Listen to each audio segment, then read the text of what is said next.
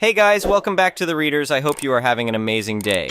Let's get right into the stories. The first one is an entitled People's Story. I've always been particular about my living situation. After watching my parents battle with an overbearing homeowners association for years, I swore I'd never put myself through that special kind of suburban hell. Their constant fines for leaving the garbage can out an hour too long or having grass half an inch too tall seemed like legalized extortion. So when I started house hunting 3 years ago, my realtor thought I was obsessed. I kept asking about HOA boundaries, requesting property maps, and checking county records. But my persistence paid off when we found my current home, a beautiful colonial-style house on 2 acres that sits in a unique position. My property runs alongside an upscale planned community with an infamously strict HOA, but crucially, my land isn't part of their jurisdiction.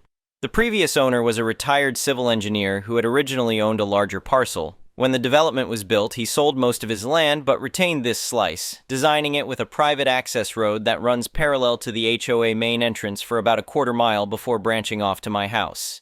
He had the foresight to establish permanent easements and file all the proper documentation with the county. "You've hit the jackpot," my realtor told me. "All the benefits of living near a manicured community without any of the restrictions." And she was right.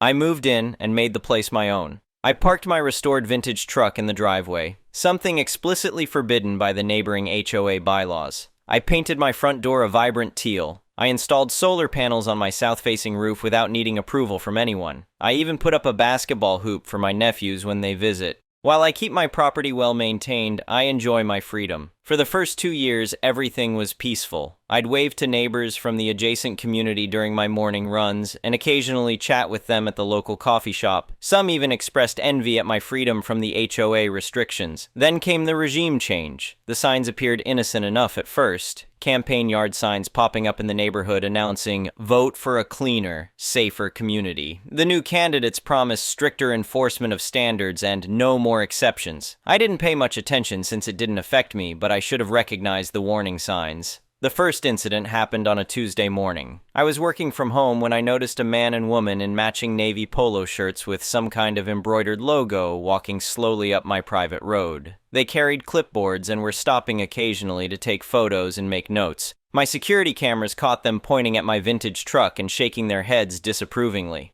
I stepped outside just as they were placing something under my windshield wiper. "Excuse me," I called out. "Can I help you with something?" They turned, seemingly surprised to see me. "Good morning, sir," the woman said with a practiced smile. "We're conducting routine inspections for the community. Your vehicle here is in violation of Section 8.3 of the bylaws. No recreational or non-standard vehicles visible from the street." I blinked in confusion. "I think there's been a misunderstanding. My property isn't part of your HOA." The man chuckled condescendingly.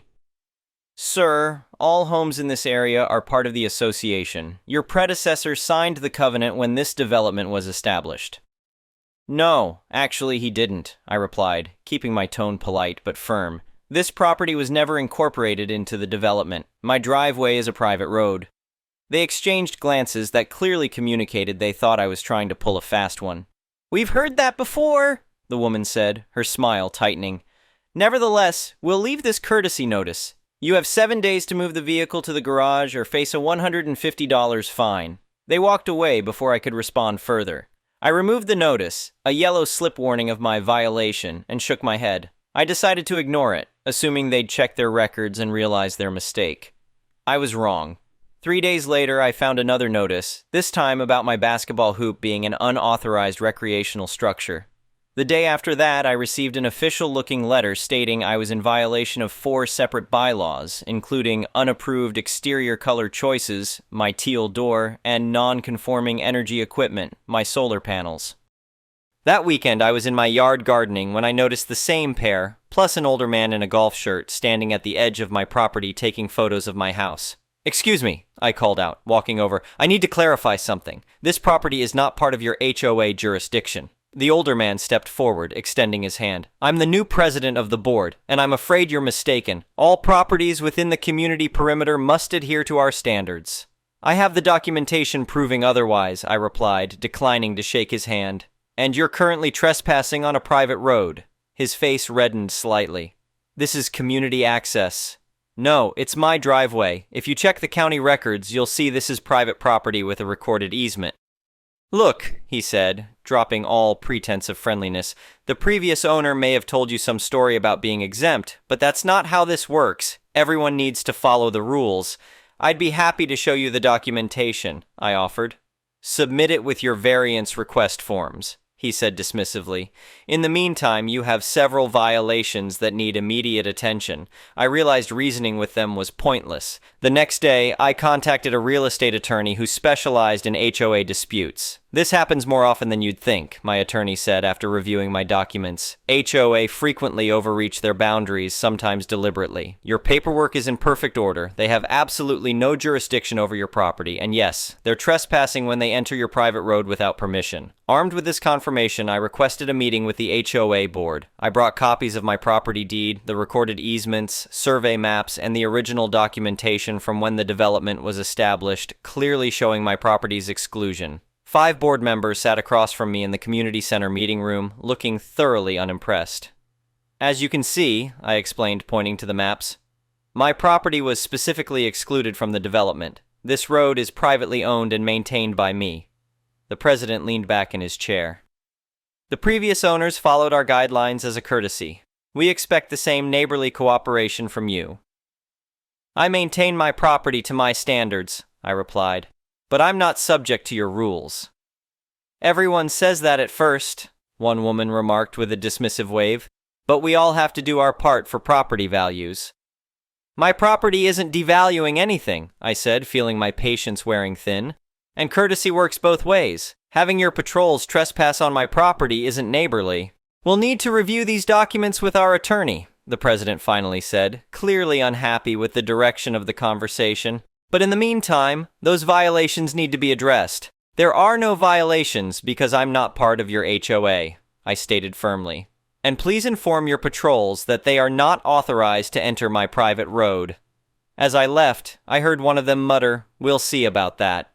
The following week, things escalated dramatically. I received an official warning letter claiming I owed $750 in accumulated fines. Then I discovered HOA violation stickers, the kind designed to be difficult to remove, placed on my mailbox and front door. The final straw came when I returned home to find 3 board members gathered around my vintage truck, one of them photographing what appeared to be a boot they were preparing to place on my wheel. I pulled up behind them, blocking their exit, and confronted them. "What do you think you're doing to my vehicle?" I demanded. "Enforcing the bylaws," the president said smugly. "Continued non-compliance results in vehicle immobilization." I pulled out my phone and started recording. "You are currently trespassing on private property and attempting to vandalize my vehicle. I've provided documentation proving you have no jurisdiction here. Leave immediately, or I'm calling the police to report you." "You can't record us without permission," one woman protested. "I can on my own property when you're trespassing," I replied. "Now please leave." "This isn't over," the president warned as they reluctantly walked away. I knew it was time to take serious action. Over the next 2 weeks, I implemented a comprehensive plan. First, I installed additional security cameras covering every inch of my property and driveway with cloud backup of all footage.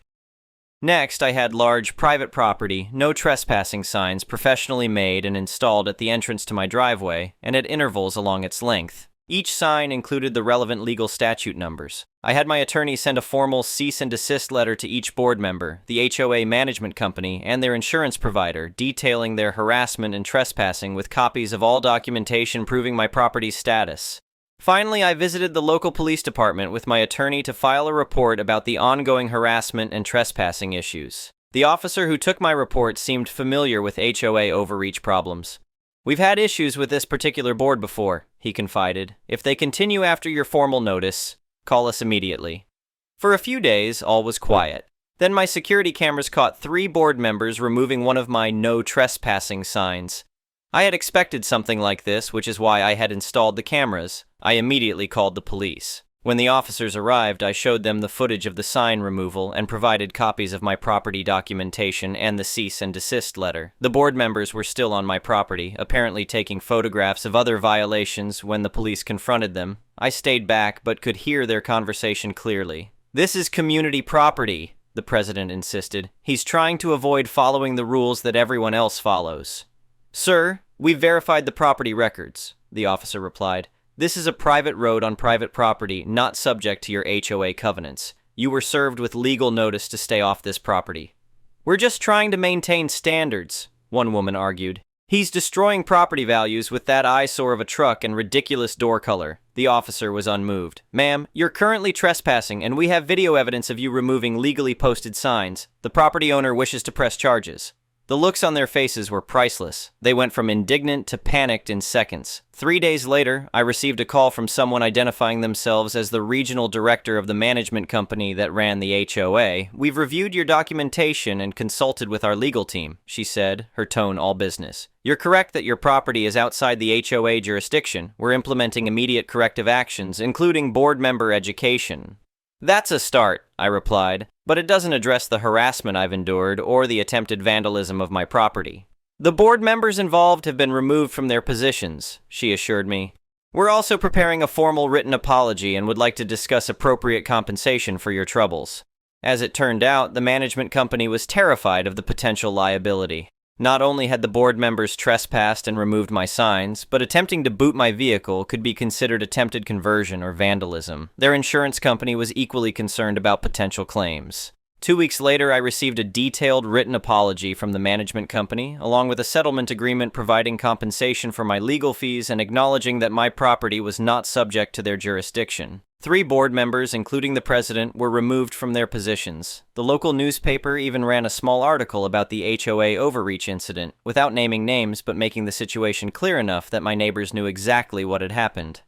The most satisfying development came from my immediate neighbors within the HOA. Several of them quietly reached out to thank me for standing up to the board. One older couple even confided that they had been afraid to put up holiday decorations because of aggressive enforcement. With the troublemakers gone, the community began to feel less restricted. As for me, I celebrated my victory by installing a beautiful koi pond in my front yard, something expressly forbidden by the HOA guidelines. It's tasteful, well-maintained, and completely legal on my property. I even added a small bench beside it where I sometimes sit in the evenings, waving pleasantly to passing neighbors. The new HOA board members give my property a wide berth when they pass by, and my teal front door has never looked better in the afternoon sunlight, right next to the new brass plaque that reads, "Private property, all rights reserved." Sometimes standing your ground isn't just about winning, it's about protecting what's rightfully yours. And in this case, that included the right to park my vintage truck wherever I damn well please.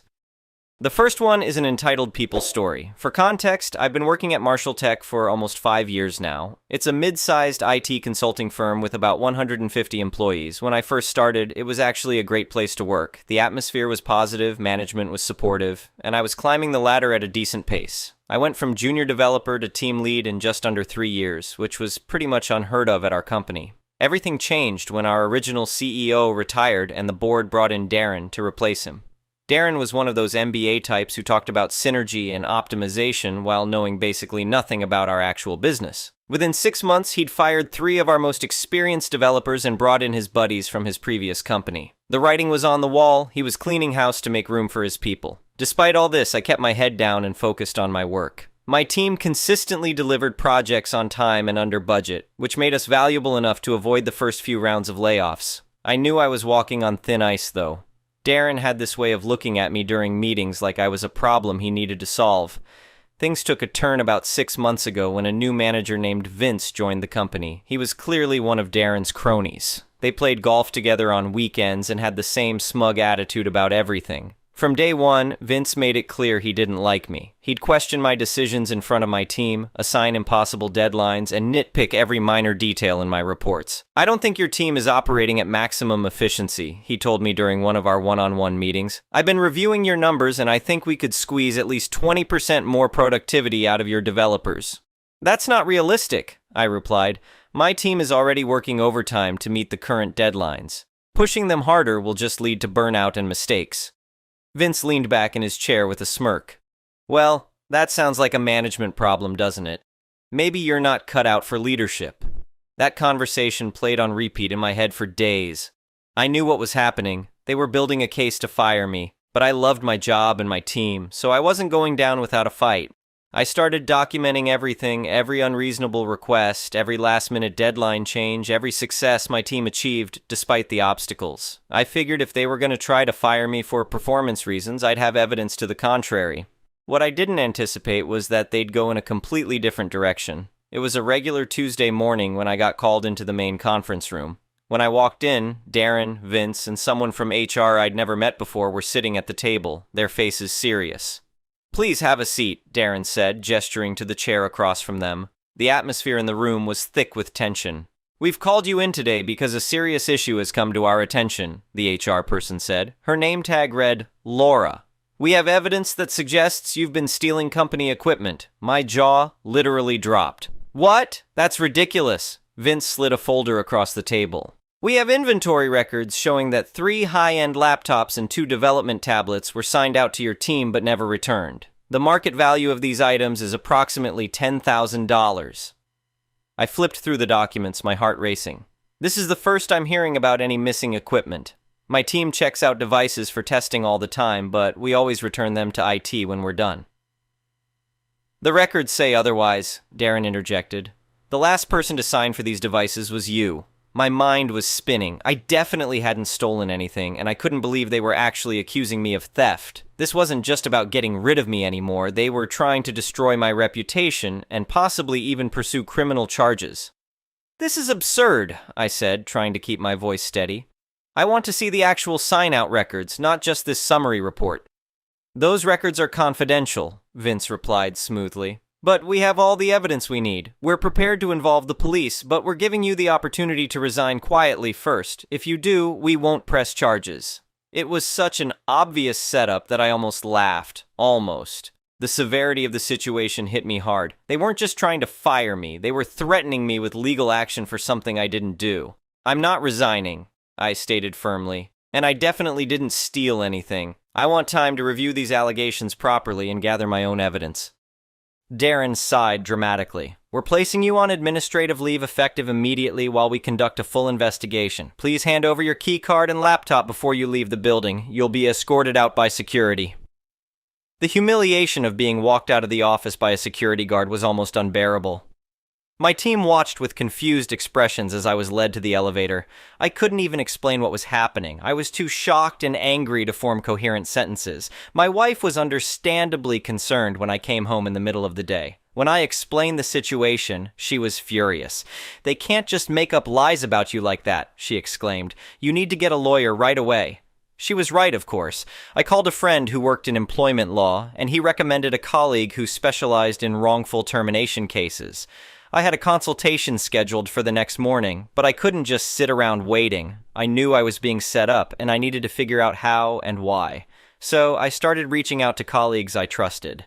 My first call was to Jake, our IT support specialist who handled all the equipment checkouts. Jake and I had always had a good relationship, and I hoped he might be willing to share some information. "Hey, this is awkward, but I've been accused of stealing some equipment, and I know I didn't do it," I explained when he picked up. "Do you have access to the sign-out records?" There was a pause on the other end of the line. "Yeah, I saw the flag on your account this morning," Jake replied. "It's weird, man. Those devices were marked as checked out to you, but I don't remember you ever coming to get them." That caught my attention.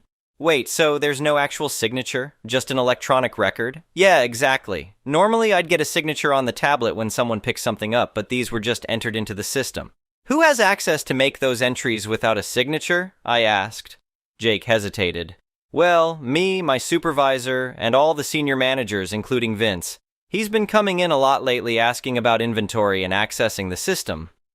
Now we were getting somewhere. "Jake, do you think you could—" "I can't send you the records," he interrupted. "They're monitoring everything now and I could lose my job, but check your personal email in an hour." True to his word, an hour later I had a spreadsheet showing all equipment checkouts for the past 6 months. The 5 items supposedly taken by me had been entered into the system manually by someone with manager-level access. No signature, no camera footage of me picking them up, nothing. The entries had been made on days when I was either in client meetings off-site or, in one case, on vacation. This was my first real piece of evidence, but it wasn't enough to prove I was being framed, only that I hadn't actually signed for the equipment. I needed more. My next call was to Maria, one of the developers on my team who I knew was absolutely loyal. "I'm so sorry about what happened," she said when she answered. "Everyone's talking about it, but none of us believe you would steal anything." "Thanks, Maria. I'm trying to figure out what's really going on. Have you noticed anything weird lately? Anyone asking about equipment or going through our team's storage area?" "Actually, yes," she replied, lowering her voice. "Last week, Vince came by after hours when most people had left. He was looking through the cabinets in our area. When I asked if he needed help, he said he was just conducting a routine inventory." "Did he take anything?" I asked. "I don't know. I had to leave for my daughter's recital, but he was still there when I left." This was starting to paint a clearer picture. Vince was likely the one who had set me up, probably on Darren's orders. But proving it would be another matter entirely. The meeting with the lawyer the next day was both reassuring and sobering. "They've executed this pretty cleverly," said Rachel, the attorney. "Without direct evidence that they falsified the records, it's going to be tough to prove you didn't take the equipment. But the fact that there are no signatures and the entries were made when you weren't even in the office helps your case."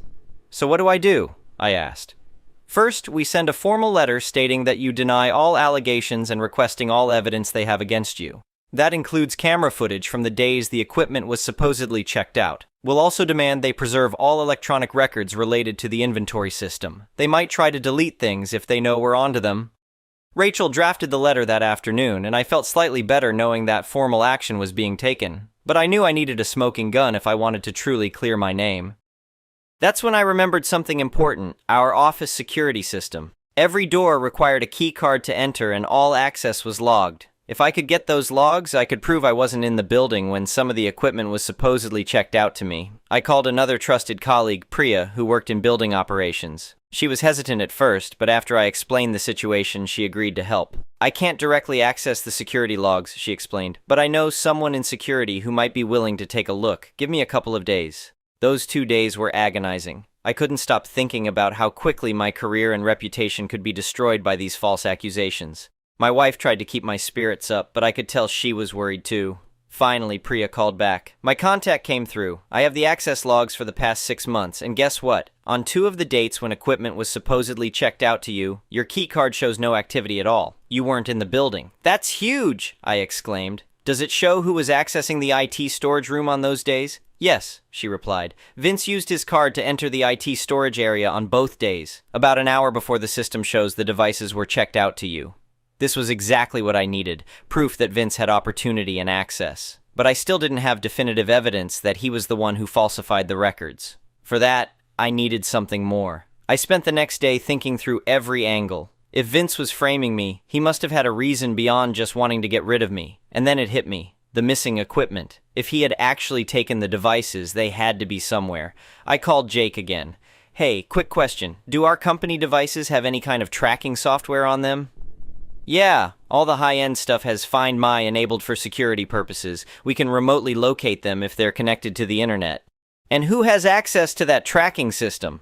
"Just me and my supervisor. It's separate from the regular inventory system." I took a deep breath.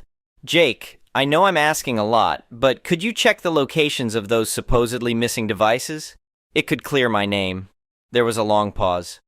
"That's definitely against protocol," he finally said. "But so is falsifying inventory records to frame someone. Send me the serial numbers from that spreadsheet." An hour later, Jake called back, his voice excited. "Dude, I found them! 3 of the devices are currently active and showing a location. They're at a residential address in Westlake." "Whose address is that?" I asked, though I already had a suspicion. "I don't know, but I can tell you it's not your address. I checked that first." I quickly looked up the address on Google Maps and then cross-referenced it with the company directory. It matched Vince's home address. "Holy shit," I whispered. "He actually took them." Now I had what I needed, concrete proof that the allegedly stolen equipment was in Vince's possession. I immediately called Rachel to update her. "This is exactly what we needed," she said after I explained. "I'm going to amend our response letter to include this information and formally request an investigation into Vince's activities. I'll also suggest that if they don't withdraw their accusations against you immediately, we'll go to the police ourselves with evidence of the actual theft." The effects were almost immediate. The next day, I received a call from Laura in HR. "We've received some concerning new information regarding the missing equipment," she said, her voice carefully neutral. We're placing the investigation on hold while we look into these developments. In the meantime, your administrative leave will continue with pay." "That's not good enough," I replied firmly. "I want a full retraction of the allegations against me and an apology. Otherwise, my lawyer will be contacting the police about the actual location of the stolen devices." There was a pause. "I'll have to discuss this with leadership. Someone will get back to you." 2 days later, I received an email from Darren himself. "After further investigation, we have determined that there was an unfortunate error in our inventory tracking system. The equipment previously reported missing has been located, and we no longer believe you had any involvement in its disappearance. We apologize for the misunderstanding and invite you to return to work on Monday." No real admission of wrongdoing, no explanation of how the error occurred, and definitely no mention of Vince's involvement. I forwarded the email to Rachel. "This is a start, but nowhere near adequate," she replied. "They're trying to sweep this under the rug. We should push for a full acknowledgement of what happened and compensation for the damage to your reputation." She drafted a response demanding a complete explanation of the error, disciplinary action against those responsible, a formal written apology, and compensation for the emotional distress caused by the false accusations. We also requested a meeting with the board of directors to discuss the company's culture and leadership. I think they realized at that point that I wasn't going to go away quietly. Within hours, I received a call from someone I'd never spoken to before, Elaine Harrison, the chair of the board. "I've been briefed on your situation," she said, her tone serious. "I want to assure you that the board takes these matters very seriously. We're conducting our own independent investigation into what happened. In the meantime, we'd like to offer you a settlement package to resolve this matter amicably." The settlement they offered was substantial: 6 months' salary, a clean employment record, and a positive reference for future jobs. But it also required me to sign an NDA and waive any right to take legal action against the company or its employees. I discussed it with my wife and Rachel. We all agreed. I wasn't interested in burning bridges if I didn't have to, but I also wasn't going to let Darren and Vince get away with what they'd done. "I'm willing to consider a settlement," I told Elaine when I called her back. "But I have conditions. First, I want transparency about what actually happened and who was responsible. Second, I want assurance that appropriate action will be taken against those individuals. And third, I want to be reinstated in my position with a promotion and a raise to compensate for the damage to my reputation." There was a pause on the other end of the line. "That's a tall order," Elaine finally said, "but let me see what I can do." 3 days later, I was invited to a meeting with Elaine and 2 other board members. They explained that their investigation had revealed that Vince had indeed taken the equipment for a side project he was working on, likely selling it for profit, and then falsified the records to make it look like I had taken it. Darren had been aware of the plan and had approved it as a way to force me out of the company without having to pay severance. "We want you to know that both Vince and Darren have been terminated effective immediately," Elaine told me.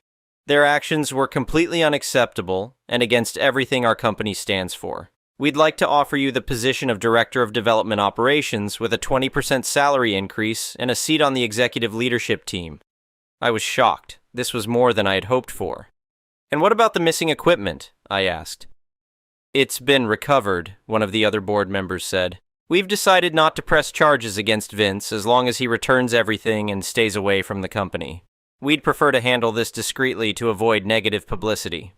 I understood their position, even if it meant Vince wouldn't face legal consequences for his actions. At the end of the day, I had achieved what I wanted, clearing my name, seeing those responsible punished, and advancing my career. I accepted their offer and returned to work the following Monday. The atmosphere was noticeably different without Darren and Vince around. Many employees came up to congratulate me on my promotion, though most didn't know the full story of what had happened. Those who did, like Jake, Maria, and Priya, were just happy to see justice served. It's been 3 months since then, and things at Marshall Tech have improved dramatically. The board brought in a new CEO who actually understands our business and respects the employees. My team has expanded and we're working on some exciting new projects. The company culture is slowly returning to what it was before Darren took over. As for me, I learned some valuable lessons from this experience. Always document everything. Trust your instincts when something doesn't feel right. And most importantly, don't be afraid to stand up for yourself when you're being wronged. I could have just resigned when they first accused me of theft. It would have been the easier path. But by fighting back and finding the smoking gun, I not only cleared my name, but ended up in a better position than before. Sometimes the hard path is the right one. Looking back, I'm almost grateful for what happened. It exposed the corrupt leadership that was poisoning our company and gave me an opportunity to step up into a role where I can make a real difference. And knowing that Darren and Vince got exactly what they deserved, that's just the cherry on top. The next one is a malicious compliances story. Hopefully a good one for you. Sorry for any mistakes, as English is not my first language. A few details are changed for anonymity. I work at a niche retail store located in the heart of town. Our customers are dedicated and often travel from afar just to visit us, so having a clear and accessible parking lot is crucial for our business.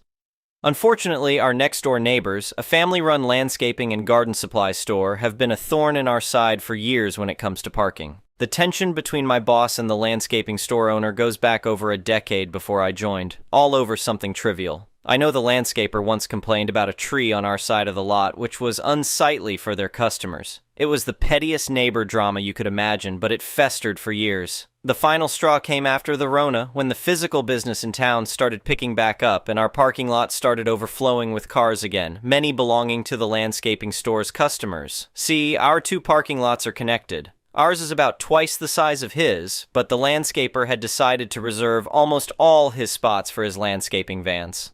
Ironically, those vans are rarely even there during business hours. As a result, his customers just parked in our lot, leaving us with few spaces for our own customers.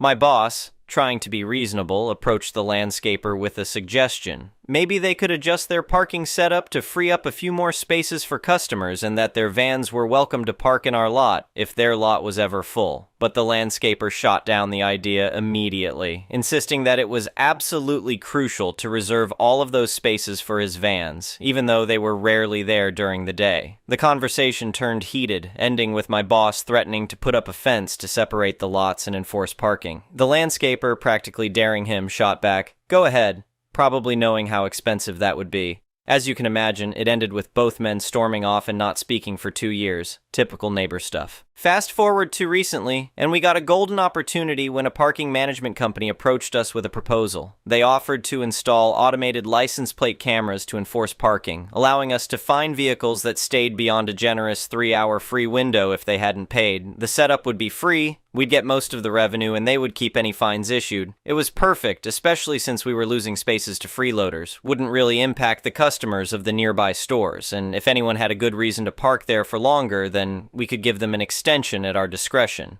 However, for the cameras to work, they needed to cover both our entrance and the landscaping store's entrance. Being the considerate neighbor, again, my boss had the parking company rep reach out to the landscaper to explain the deal and benefits. But true to form, the landscaper didn't even let the rep finish before kicking him out, making it very clear that under no circumstances would his lot become a paid parking zone. Instead of going through the hassle of putting up the necessary expensive fence, my boss had a better idea: big rocks. One of his construction buddies had a stash of leftover rocks from a recent project and offered to place them for a great price. The parking company even agreed to front the cost to be repaid through future parking revenue. On Monday morning, before opening hours, one of the buddy's employees, a big burly guy with arms like tree trunks, arrived with a truck and crane to place the rocks. The rocks were neatly spaced to allow pedestrians to pass with carts, but completely blocked vehicle access. The landscaper stormed out, yelling and trying to intimidate the worker into stopping. But the worker, unfazed, calmly told him to step back for his own safety, which made the much smaller landscaper back down and retreat in frustration. The rocks weren't just a physical barrier. They quickly became a mental obstacle for the landscaper's employees. Their muscle memory kept bringing them into our lot, only for them to realize too late that they couldn't drive through anymore. We watched from our newly installed surveillance cameras, just in case the neighbor tried anything, trying not to burst out laughing as their vans ended up awkwardly stuck. They'd have to reverse out and go all the way around to their own entrance, only to perform a series of painful maneuvers to squeeze into their now much smaller parking area. At one point, we even caught one of their rushing vans clipping a rock while trying to maneuver. A little bonus for our viewing pleasure.